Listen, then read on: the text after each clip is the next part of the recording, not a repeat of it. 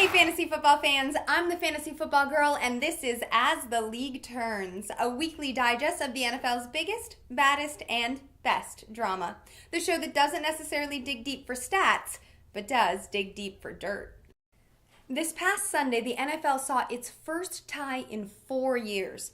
The San Francisco 49ers hosted their division rival St. Louis Rams at Candlestick Park and played an uncharacteristically sloppy game full of penalties and missed opportunities. Many expected the 49ers, who entered the game leading the NFC West with a 6-2 record, to trounce the struggling 3-5 Rams. But that didn't happen. With just over a minute left on the clock in regulation, the Rams quarterback Sam Bradford threw a sweet 2-yard touchdown pass to Austin Pettis, which pulled the Rams ahead of the 49ers by 3 points. Then, with just 3 seconds left on the clock, San Fran's almost always rock-solid kicker David Akers cranked one through the uprights, tying the game and sending both teams into overtime. The drama didn't stop there, though it did kind of peter out.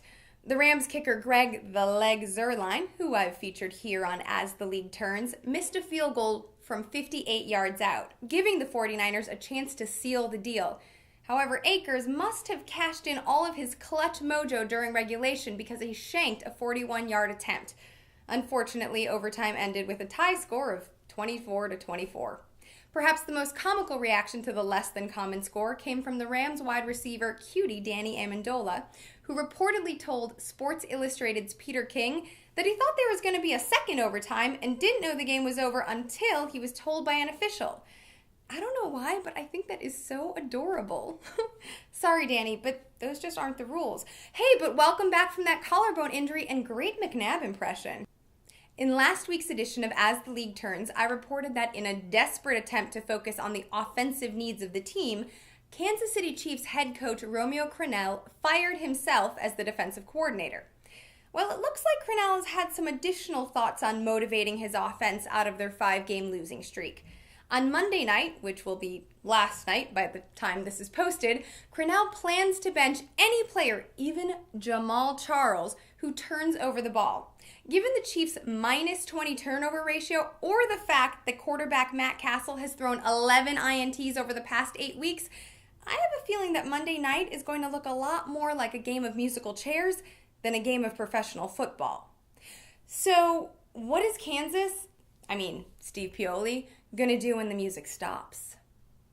The Westminster Owls of Westminster, Maryland, are an undefeated high school football team who played and won their first playoff game by a whopping score of 51-7.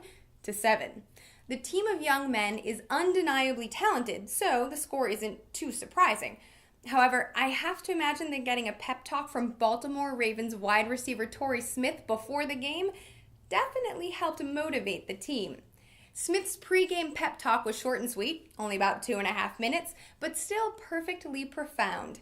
He reminded the players that the game of football is a blessing and that they should feel incredibly grateful to have played on such a high level at such a young age. In fact, he admitted that even he, an NFL pro, had never played on an undefeated team. The Raven went on to remind the Owls to stay focused, work hard, and not take anything for granted. He even quoted teammate Ray Lewis in telling the boys to, quote, leave a legacy. I've got to say, Torrey, you certainly seem to practice what you preach. The town of Toms River, New Jersey was one of those hardest hit by Hurricane Sandy. Many in the community have been displaced and are in only the beginning stages of rebuilding. A 10-year-old named Raymond, who lives in the area, wants to do his part to help his neighbors get back on their feet. So, he's offered to sell his most prized possession, a football signed by Giants receivers Hakeem Nicks and Victor Cruz, in the hopes of raising money for those in need.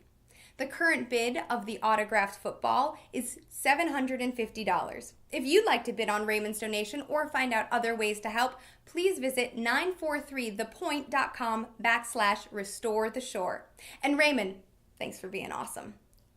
Thank you so much for watching. This has been As the League Turns, and I'm the Fantasy Football Girl reminding you to always win big.